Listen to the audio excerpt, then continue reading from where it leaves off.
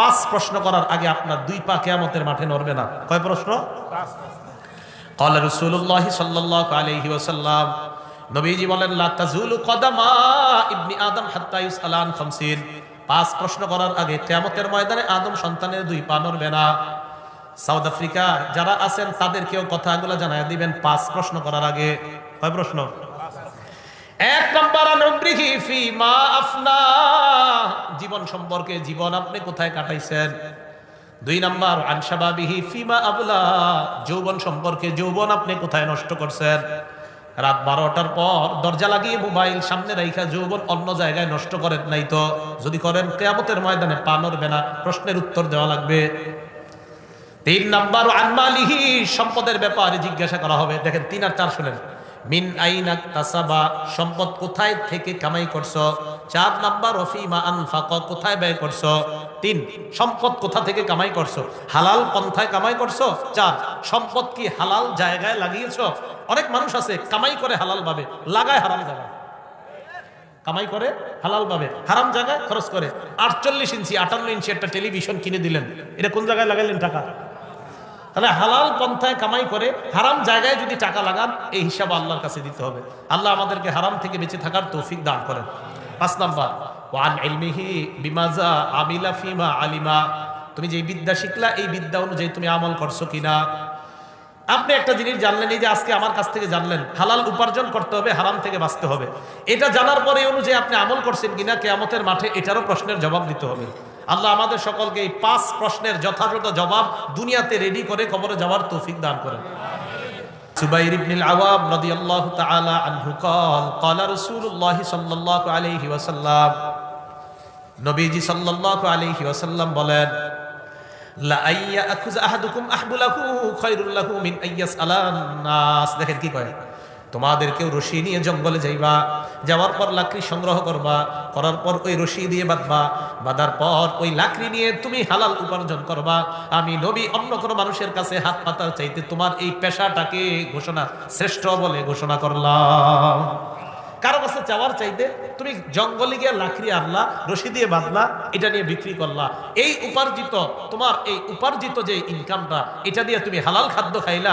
আমি নবী তোমাকে বলে দিচ্ছি, মানুষের কাছে চাওয়ার চাইতে এই রশি দিয়া লাকড়ি বেঁধে বিক্রি করে হালাল খাদ্য খাওয়া, এটা ভিক্ষা করার চাইতে অনেক বেশি উত্তম কাজ আমি নবী ঘোষণা দিলাম। তাহলে নিজের উপার্জিত হালাল খাদ্য খাবো তো আমরা ইনশাআল্লাহ। নিজের হালাল উপার্জিত অর্থ দিয়ে যেন আমরা হালাল খাদ্য পেটে ঢুকাইতে পারি, আল্লাহ তৌফিক দান করেন। একটা কিতাব আছে ইমাম বুখারীর, নাম আল আদাবুল মুফরাদ। এই কিতাবের 299 নাম্বার হাদিসের বর্ণনা, মনোযোগ দিয়ে শুনেন। আগে আমার সাথে একটা বাংলা বলেন, বলেন ভালো মানুষের জন্য ভালো সম্পদ কতই না উত্তম। আবার বলেন ভালো মানুষের জন্য ভালো সম্পদ কতই না উত্তম। এবার হাদিস শুনেন। আল আদাবুল মুফরাদ কিতাবের নাম, এটা ইমাম বুখারীর লেখা, 299 নাম্বার হাদিস। আমর ইবনুল আস রাদিয়াল্লাহু তাআলা নবীজির একজন সাহাবী, তিনি বলেন বাআসা ইলাইয়া নবী সাল্লাল্লাহু আলাইহি ওয়াসাল্লাম, নবীজি আমার কাছে একজনকে পাঠিয়েছেন। ফাআমারানি আন আখুযা আলাইয়া সিয়াবি ওয়া সিলাহি সুম্মা আতিহি, আমাকে নবী আদেশ করেছেন আমি যেন যুদ্ধের পোশাক পরি, অস্ত্রে শস্ত্রে সজ্জিত হয়ে আমি যেন আল্লাহ নবীর কাছে যাই। সাহাবী আমর বলেন আমি যুদ্ধের পোশাক পরলাম, অস্ত্রে শস্ত্রে সজ্জিত হয়ে আতাইতুহু ওয়া হুয়া ইয়াতাওয়াদ্দা, আল্লাহ নবীর কাছে গেলাম। যাওয়ার পর দেখলাম আল্লাহ নবী ওযু করে। আমর ইবনুল আস অস্ত্রে শস্ত্রে যুদ্ধের পোশাক পরে সজ্জিত হয়ে গেলেন। যাওয়ার পর দেখলেন নবী কি করে, ওযু করে। আমি নবীজির সামনে গিয়ে দাঁড়াইলাম। ফা সাআদা ইলাইয়াল বাসর, নবীজি আমার দিকে এইভাবে তাকাইলেন, গভীর দৃষ্টি দিলেন আমার দিকে, ওযু করা অবস্থায় মুখ উপরে উঠাই তাকাইলেন, গভীর দৃষ্টি দিলেন, ভালোভাবে দেখলেন। সুম্মা তাআ, এরপর মাথা নিচে করলেন। এরপর নবী বললেন ইয়া আমর ইন্নী উরিদু আন আবাসাকা আলা জাইশিন ফায়ুগনিমুকাল্লাহ, আমি তোমাকে এমন একটা দলের সেনাপতি হিসাবে পাঠাইতে চাই যে দল জিহাদের ময়দানে যাওয়ার পর আমার আশা তোমাকে আল্লাহ অনেক গনিমতের মালের মালিক বানাবেন, সম্পদ দিবেন। কথাটা মুখ দিয়ে শুনলেন। আমি চাই তোমাকে এমন একটা দলের সেনাপতি করে পাঠাইতে যেই দলের সেনাপতি হিসেবে তুমি যাওয়ার পর ফায়ুগনিমুকাল্লাহ, আল্লাহ তোমাকে প্রচুর সম্পদের মালিক বানাবেন। তো হযরত আমর যখন এটা শুনলেন, তারপর নবী বললেন ওয়া ইন্নী আরগাবু লাকা মিনাল মালি সালিহা, আমি চাই তোমার যেন কিছু ভালো সম্পদ অর্জন হয়। সুবহানাল্লাহ, আমার আশা তুমি কিছু ভালো সম্পদের মালিক হও।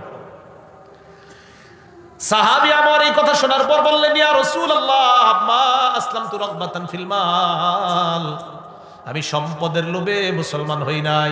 সুবহানাল্লাহ, ইন্নামা আসলামতু রাগবাতান ফিল ইসলাম, আমি দুইটা কারণে মুসলমান হয়েছি। এক নাম্বার রাগবাতান ফিল ইসলাম, ইসলামের আকর্ষণে মুসলমান হয়েছি। দুই নাম্বার ফাকুনু মা রাসূলিল্লাহি সাল্লাল্লাহু আলাইহি ওয়াসাল্লাম, আমি মুসলমান হওয়ার দ্বিতীয় কারণ, মুসলমান হলে আমি আল্লাহর নবীর সাথে থাকতে পারবো, এই আশায় আমি মুসলমান হলাম। হুজুর আমি ইসলামের আকর্ষণে, আর আমি আপনার সাথে থাকতে পারবো, এই আকর্ষণে আমি মুসলমান হয়েছি। নবীজি সাল্লাল্লাহু আলাইহি সাল্লাম বললেন শোনো মিয়া, নি'মাল মালুস সালিহু লিল মারইস সালিহ, এই যে কি কয় দেখেন, নি'মাল মালুস সালিহু লিল মারইস সালিহ, ভালো মানুষের জন্য ভালো সম্পদ কতই না উত্তম। সুবহানাল্লাহ, ভালো মানুষের জন্য ভালো সম্পদ কতই না উত্তম, তুমি একজন ভালো মানুষ, তাই আমি নবী তোমার জন্য ভালো মাল কামনা করলাম। এই জন্য আল্লাহর কাছে ভালো সম্পদ চাবেন। তিরমিজি শরীফের 2361 নম্বর হাদিসের বর্ণনা, ক্বালা রাসূলুল্লাহ সাল্লাল্লাহু আলাইহি ওয়াসাল্লাম, নবীজি আল্লাহর কাছে দোয়া করতেন আল্লাহুম্মা জাআল রিজকা আলি মুহাম্মাদিন কুতা, আল্লাহ আপনি মুহাম্মদ সাল্লাল্লাহু আলাইহি ওয়াসাল্লামের পরিবারের জন্য যতটুকু খাবার হলে দরকার ততটুকু পরিমিত হালাল খাদ্যের ব্যবস্থা করে দেন। নবীজি আল্লাহর কাছে দোয়া করতেন। আর আমাদের অবস্থা তো এমন, আমাদের সম্পদ যত হয় আরো দরকার, ঠিক না? কি বলেন, ঠিক না? হ্যাঁ আসলে ঠিক, বলেন আসলে কি ঠিক? হ্যাঁ এটা সত্যি কথা।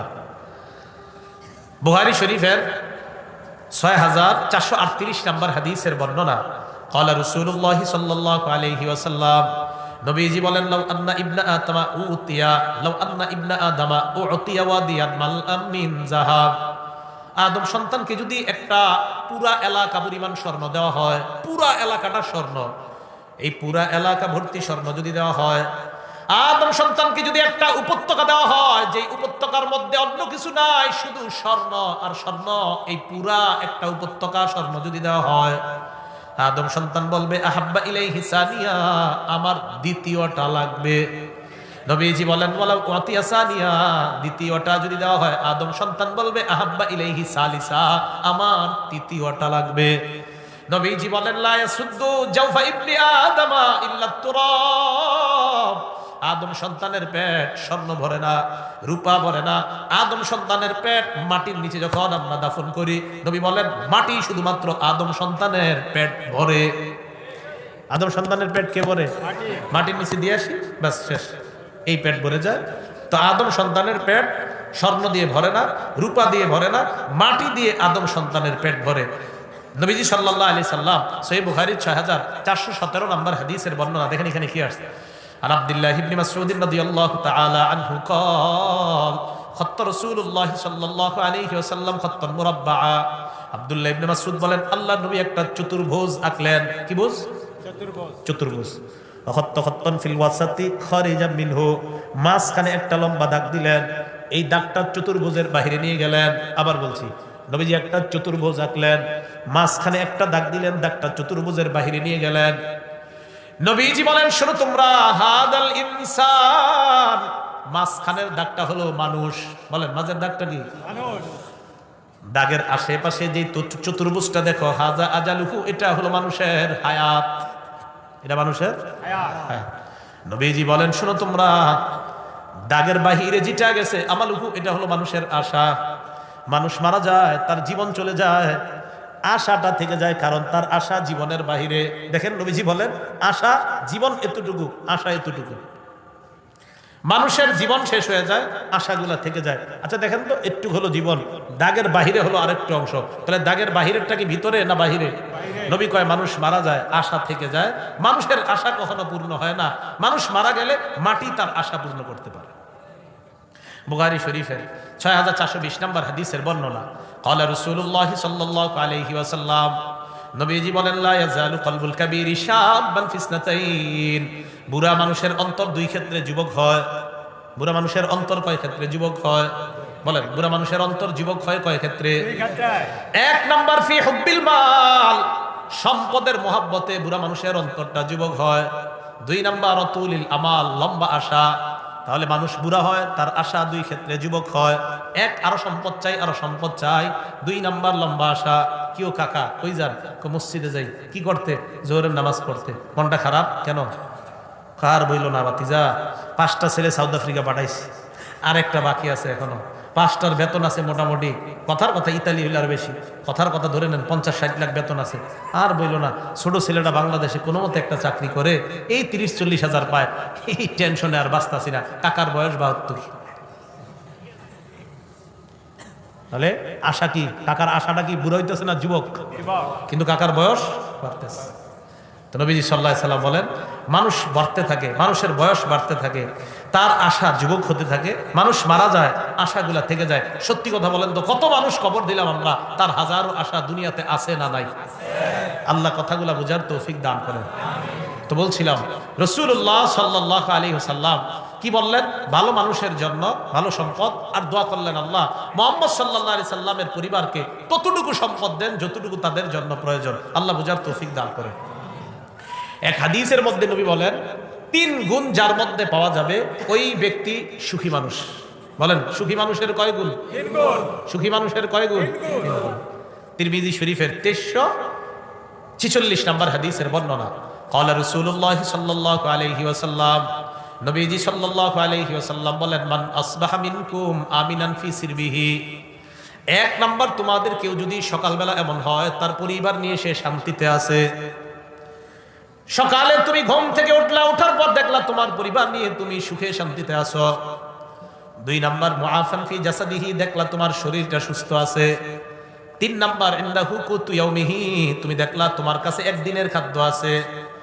1 নাম্বার তোমার পরিবার নিয়ে তুমি শান্তিতে আছো, 2 নাম্বার তোমার শরীরটা সুস্থ আছে, 3 নাম্বার তোমার কাছে একদিনের খাদ্য আছে।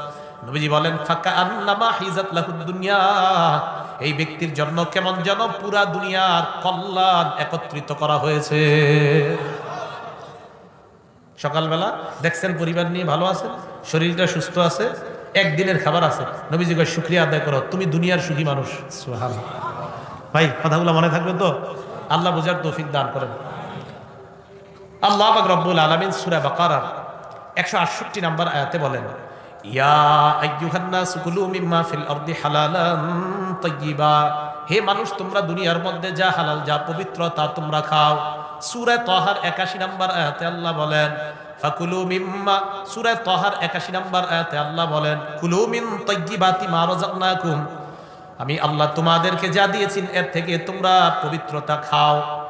সূরা নাহালের 114 নম্বর আয়াতে আল্লাহ বলেন ফাকুলু মিম্মা রাযাকাকুমুল্লাহু হালালান তাইয়্যিবা, আমি আল্লাহ তোমাদেরকে যা দিলাম এই হালাল পবিত্র তোমরা খাও।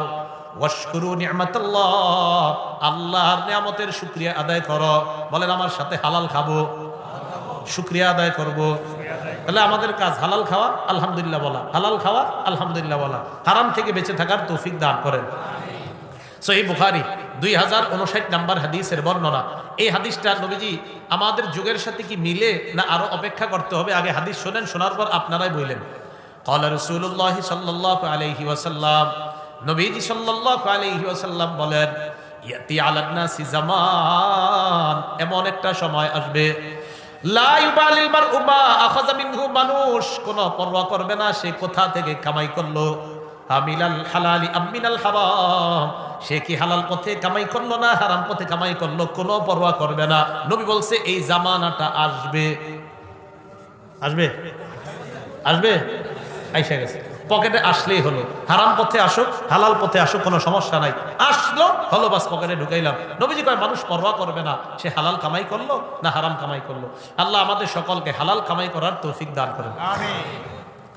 একটা কিতাব আছে নাম তাখরিজুশ শরহিস সুন্নাহ, এই কিতাবের 4113 নম্বর বর্ণনা। আন আব্দুল্লাহ ইবনে মাসউদ রাদিয়াল্লাহু তাআলা আনহু قال, আব্দুল্লাহ ইবনে মাসউদ রাদিয়াল্লাহু তাআলা আনহুর বর্ণনা, তিনি বলেন ইয়া আইয়ুহান নাস ইত্তাকুল্লাহ, হে মানুষ তোমরা আল্লাহকে ভয় করো। লা ইয়াহমিলান্নাকুম ইস্তিবতাউর রিজকি আন তাতলুবুহু বিমাআসিল্লাহ, অনুবাদটা মন দিয়ে শুনেন। হালাল কামাই যদি দেরিতে, হালাল কামাইয়ের লাভ যদি দেরিতে আসে, হালাল কামাইয়ের ফলাফলটা যদি আসতে দেরি হয়, এই দেরি হওয়াটা যেন তোমাদেরকে দ্রুত কামাইয়ের প্রতি উদ্বুদ্ধ না করে। আবার বলছি, হালাল পদ্ধতিতে কামাইয়ের ফলাফল আসতে যদি দেরি হয়, এই দেরি হওয়াটা যেন তোমাদেরকে হারাম পথে বেশি কামাইয়ের প্রতি উদ্বুদ্ধ না করে। আবার বলছি, হালাল পথে তোমার কাছে উপার্জন আসতে যদি দেরি হয়, এই দেরি হওয়াটা যেন তোমাদেরকে নাফরমানির মাধ্যমে দ্রুত অবৈধ পন্থায় বড়লোক হওয়ার প্রতি উদ্বুদ্ধ না করে। হালাল কামাই করতেছেন, কৃষিকাজ করেন, তো আপনি তো জানেন 1 মাস পরে এটা উঠাইবেন, 2 মাস পরে আল্লাহ আমারে ধান দিবে, এরপর উঠাবো, এরপর নিব, এরপর কিছু টাকা পাবো, একটু দেরি হইতেছে না?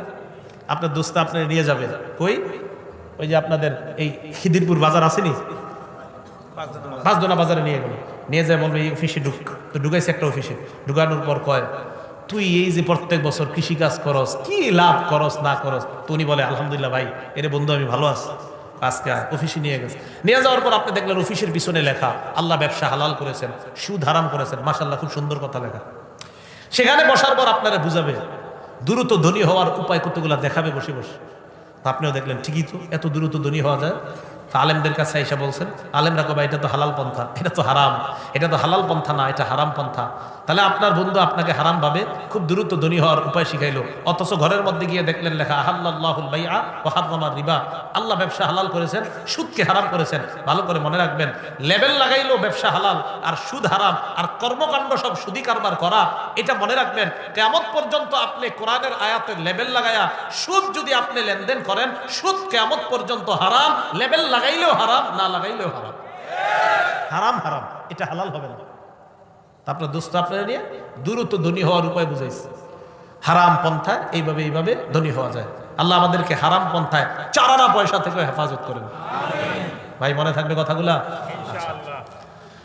তিরমিজি শরীফ 2376 নম্বর হাদিসের বর্ণনা, রাসূলুল্লাহ সাল্লাল্লাহু আলাইহি ওয়াসাল্লাম কি সুন্দরভাবে একটা উদাহরণ দিছে দেখেন।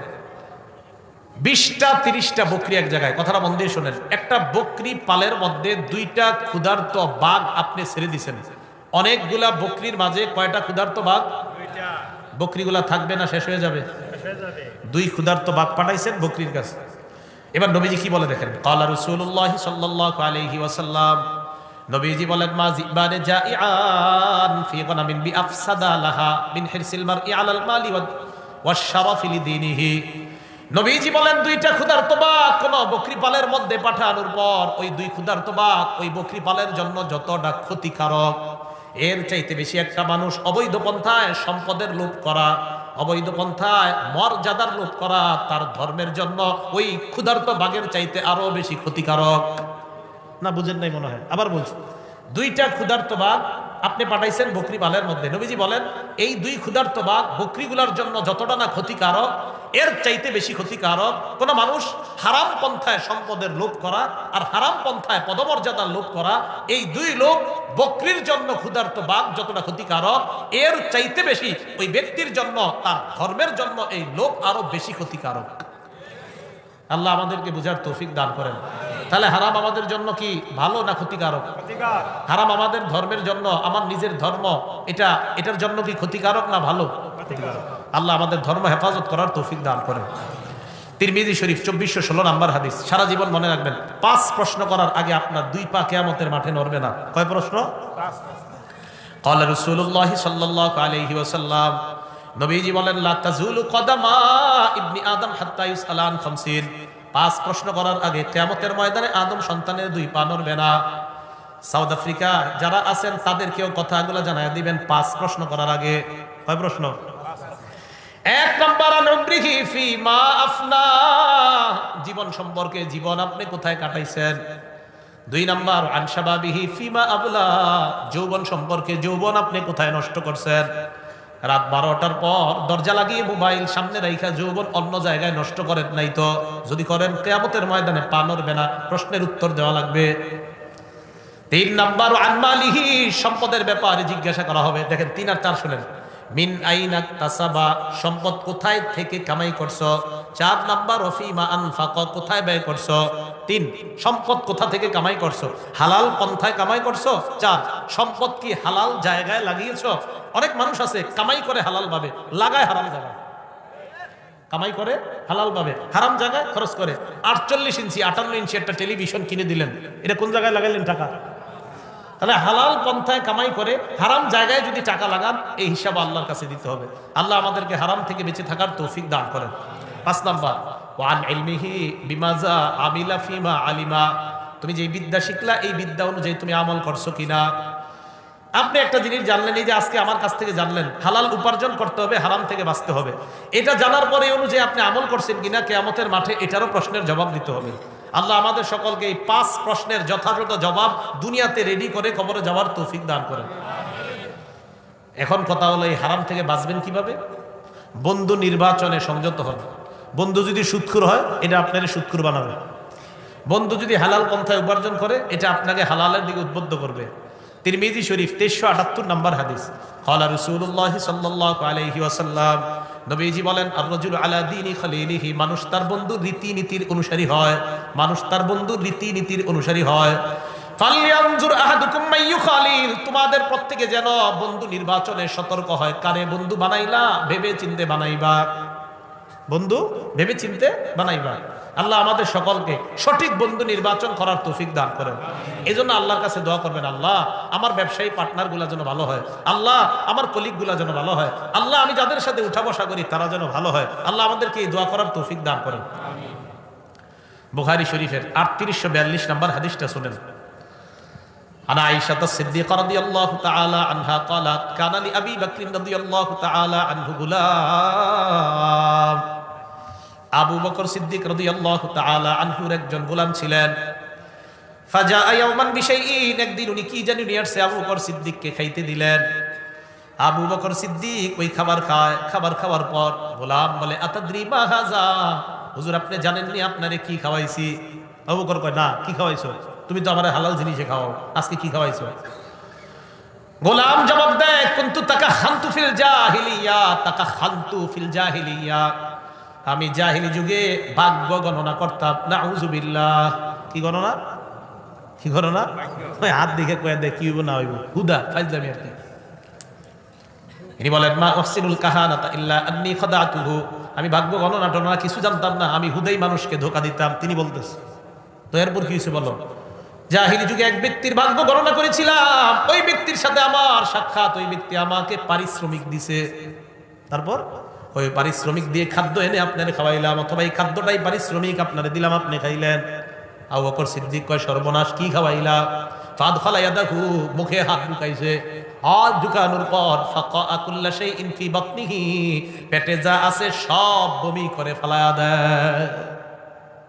হারাম ঢুকাইন বলেন, হারাম পেটে রাখবেন আর খালি দোয়া করবেন, হুজুর দোয়া কবুল হয় না কেন, পেটে হারাম, দোয়াটা কবুল হবে কিভাবে। আল্লাহ আমল করার, আমাদের সকলকে হালালের উপরে চলার, হারাম থেকে বেঁচে থাকার তৌফিক দান করেন। তাইসালা ইবনে মাইয়াস এক তাবিঈর নাম। আব্দুল্লাহ ইবনে ওমর রাদিয়াল্লাহু তাআলা আনহুর কাছে আসছে। আসার পর বললেন আমি কিছু গুনাহ করি, যে এই গুনাহগুলা কবিরা গুনাহ। আব্দুল্লাহ ইবনে ওমর কয় কি গুনাহ, কয় এটা এটা। ইবনে ওমর কয় না না, এইগুলা কবিরা গুনাহ না, বড় বড় কবিরা গুনাহ, ভয়ঙ্কর কবিরা গুনাহ হলো 9টা। বলেন কয়টা? 1 নাম্বার শিরকু বিল্লাহ, আল্লাহর সাথে শিরিক করা। 2 নাম্বার কতলু নাসামা, নর হত্যা করা, মানুষ হত্যা করা। 3 নাম্বার কসফুল মুহসানা, সতী সাদী নারীর উপর মিথ্যা অপবাদ দেওয়া। 4 নাম্বার আকলুর রিবা, সুদ খাওয়া। 5 নাম্বার আকলু মালিল ইয়াতীম, ইতিমের সম্পদ অন্যায়ভাবে ভক্ষণ করা। 6 নাম্বার আল ফিরারু মিনাজ জাহফি, জিহাদের ময়দান থেকে পলায়ন করা। 7 নাম্বার ইলহাদুন ফিল মসজিদ, মসজিদের মধ্যে ধর্মদ্রোহী কাজ করা। 8 নাম্বার আল্লাযী ইস্তাসকিরু, ধর্ম নিয়ে উপহাস করা। 9 নাম্বার বুকাউল ওয়ালিদাইনি মিনাল উকুক, নাফরমানি আর খারাপ আচরণের মাধ্যমে মা বাবার চোখের পানি বের করা। খারাপ আচরণ দিয়ে মা বাবা যদি কান্না করে, হইছে কাম, ভয়ঙ্কর অপরাধ করে ফেলছেন। তাহলে এই 9টা অপরাধ ভয়ঙ্কর ভয়ঙ্কর অপরাধ। এর মধ্যে একটা সুদ খাওয়া। বলেন কি খাওয়া? সুদ খাওয়া। হারাম খাদ্যের মধ্যে ভয়ঙ্কর একটা খাদ্য সুদ। বলেন কি? সুদ। এই সুদ নামক খাদ্য, এটাকে ঢুকানো যাবে না পেটে। কোরআনে আল্লাহ পাক রব্বুল আলামিন বলেছেন তোমরা সুদি কারবার ছেড়ে দাও, সুদ খাওয়া হারাম। বলেন সুদ খাওয়া হারাম। এই সুদ এটা খাওয়া যাবে না। রাসূল সাল্লাল্লাহু আলাইহি সাল্লাম বলেন, ইযা যাহারা যিনা ওয়া রিবা ফি ক্বরিয়া, কোন এলাকায় যদি সুদের কারবার আর জিনার কারবার বেড়ে যায়, ক্বাদ আহাল্লু বিআনফুসিহিম আযাবাল্লাহ, ওই এলাকার মানুষগুলা ওই এলাকার জন্য আল্লাহর আযাবকে বৈধ করে নেয়। আল্লাহর আযাবকে কি করে নেয়? বৈধ। তাহলে সুদ খাওয়া হালাল না হারাম? ঘুষ খাওয়া হালাল না হারাম? নবীজি সাল্লাল্লাহু আলাইহি সাল্লাম বলেন, মা মিন কওমিন ইয়াজহারু ফীহিমুর রিবা ইল্লা উখিযু বিস-সানা, যে এলাকায় সুদের কারবার হবে তাদেরকে দুর্ভিক্ষ দ্বারা পাকড়াও করা হবে। ওয়া মা মিন কওমিন ইয়াজহারু ফীহিমুর রিশা ইল্লা উখিযু বির-রুবি, যে এলাকায় ঘুষের কারবার বাড়বে ওই এলাকার মানুষগুলা কাপুরুষ হয়ে যাবে। মুসনাদ আহমদ 17822 নম্বর হাদিস। আল্লাহ পাক রব্বুল আলামিন আমাদের সকলকে হালালগুলা হালাল জেনে, হারামগুলাকে হারাম জেনে হালালটা গ্রহণ করা, হারামটা বর্জন করার তৌফিক দান করেন।